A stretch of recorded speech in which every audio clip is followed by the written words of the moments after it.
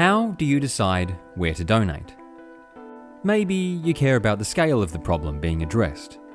Maybe you care about how a charity disperses its funds. Maybe you have a loved one who suffered from a certain disease, and you like to support organisations fighting that disease. Either way, I suppose what you care about, essentially, is decreasing world suck.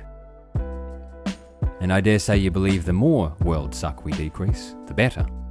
Well, what you might not know is that we actually have a pretty good idea of how well some charities do that. In the field of global health and development in particular, we've carried out numerous studies, paying attention to varying rates of death, sickness, income, and other factors of well-being in relation to the actions of many different charities, giving us some idea of which ones are making the biggest difference. If you'd like to find out more about this, I'd recommend checking out the charity evaluators The Life You Can Save and GiveWell.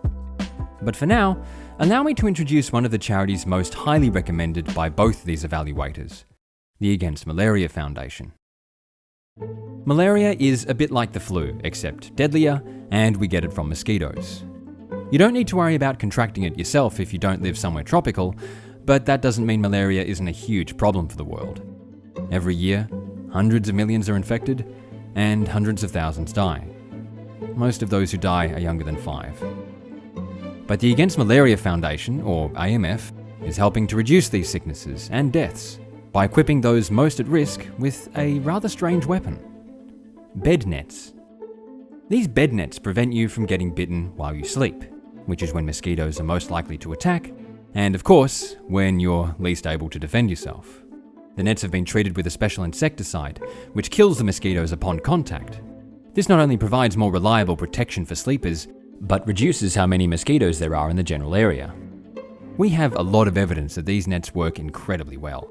To illustrate, let's take a look at sub-Saharan Africa. Back in 2000, no one was using these insecticide-treated bed nets yet, but let's see how that changed over the next 15 years.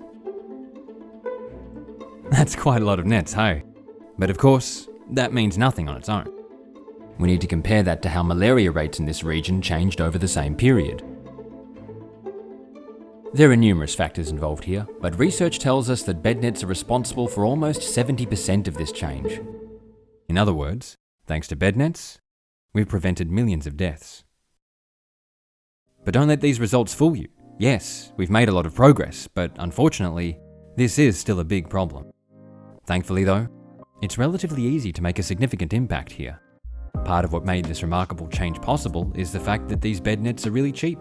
AMF buys and distributes them for just $5 each, making this the most cost-effective way we know of to save lives. From anything. There are probably loads of good charities you could vote for this year. Charities that decrease world suck in all sorts of ways. But when it comes to the likelihood of saving lives, you won't find a better one than this.